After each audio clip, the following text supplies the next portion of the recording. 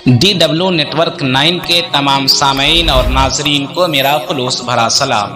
آپ صلی اللہ علیہ وسلم کے خلیہ مبارک کے دوسرے ایپیسوڈ میں آپ کا خیر و مقدم ہے۔ پیارے ناظرین، پچھلے ایپیسوڈ میں آپ صلی اللہ علیہ وسلم کے قد مبارک، سر مبارک اور رنگ مبارک کے بارے میں بتایا تھا۔ اگر اس ویڈیو کو ابھی تک نہیں دیکھے ہیں تو ڈسکرپشن میں اس کا لنک ہے، اس کو دیکھ لیں۔ پیارے ناظرین، آج کے اس ایپیسوڈ میں ہم بات کریں گے آپ صلی اللہ علیہ وسلم کے سر مبارک، آپ صلی اللہ علیہ وسلم کے پیشانی مبارک اور آپ صلی اللہ علیہ وسلم کے چہرے انور کے بارے میں۔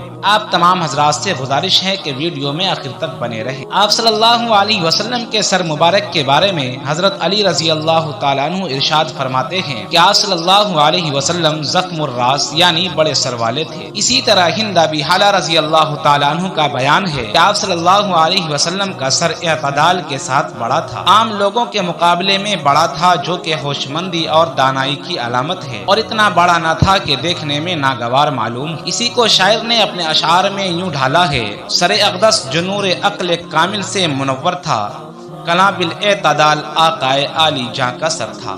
آپ صلی اللہ علیہ وسلم کی پیشانی مبارک۔ پیارے ناظرین، آپ صلی اللہ علیہ وسلم کے پیشانی مبارک کے بارے میں امام ترمذی نے حضرت ہند ابی حالہ رضی اللہ تعالیٰ عنہ کا روایت نقل کیا ہے۔ حضرت ہند ابی حالہ رضی اللہ تعالیٰ عنہ فرماتے ہیں کہ آپ صلی اللہ علیہ وسلم واسع الجبین تھے، یعنی پیشانی مبارک اور لوگوں کے مقابلے میں قدر کشادہ تھی، جو دانائی کی علامت ہے۔ آپ صلی اللہ علیہ وسلم کے پیشانی کے بارے میں حضرت علی رضی اللہ تعالیٰ عنہ فرماتے ہیں کہ آپ صلی اللہ علیہ وسلم پست پیشانی والے تھے، یعنی برابر تھی، آگے کو ابھری ہوئی نہ تھی۔ ان دونوں اصحاب رسول کی باتوں سے یہ پتہ چلتا ہے کہ آپ صلی اللہ علیہ وسلم کی پیشانی مبارک دو صفتوں کے ساتھ متصف تھی، ایک تو لوگوں کے حساب سے کچھ تھوڑی ابھری ہوئی جو ہوش مندی کی دلیل ہے، دوسرے تناسب کے ساتھ چہرے کے برابر آگے کو نکلی ہوئی نہ تھی۔ شاعر نے اس کو اپنے اشعار میں ڈھالنے کی کوشش کی ہے: کشادہ اور نورانی مبارک پاک پیشانی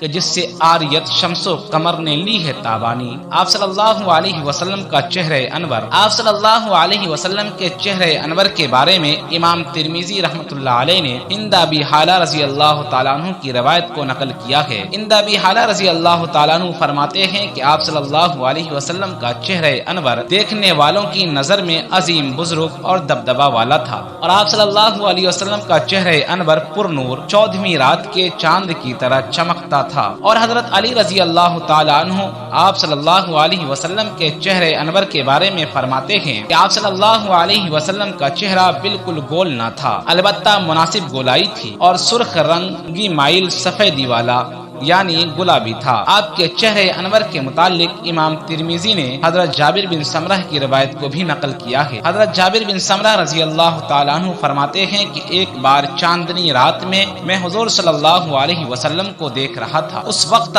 آپ سرخ جوڑا زیب تن فرما رکھے تھے۔ میں کبھی چاند کو دیکھتا، کبھی آپ کو، آخرکار آپ صلی اللہ علیہ وسلم مجھے چاند سے زیادہ حسین و جمیل اور منور نظر آئے۔ آپ صلی اللہ علیہ وسلم کے چہرے انور کے متعلق امام بخاری رحمۃ اللہ علیہ نے اپنی کتاب بخاری میں جلد نمبر 1 صفحہ نمبر 502 میں حضرت برا بن عازب رضی اللہ تعالیٰ عنہ کی روایت کو نقل کیا ہے کہ حضرت برا بن عازب رضی اللہ تعالیٰ عنہ سے کسی نے پوچھا: کیا آپ صلی اللہ علیہ وسلم کا چہرہ انور تلوار کی طرح صاف شفاف تھا؟ تو انہوں نے جواب دیا: نہیں، بلکہ 14ویں رات کی چاند کی طرح روشن اور گولائی لیے ہوئے تھا۔ شاعر نے آپ کے چہرے انور کو اپنے اشعار میں سمیٹنے کی کوشش کی ہے: وہ گول اور طول کو تھوڑا سا مائل چہرہ انور، میں وہ خورشید جس کے سامنے شرمندہ و کمتر، وروئے پاک جیسے تیرتا ہوا آفتاب، اس میں جمال حق کا مظہر آئینہ الکتاب، اس میں وجاہت اور شوکت بھی، جمال دل برانہ بھی،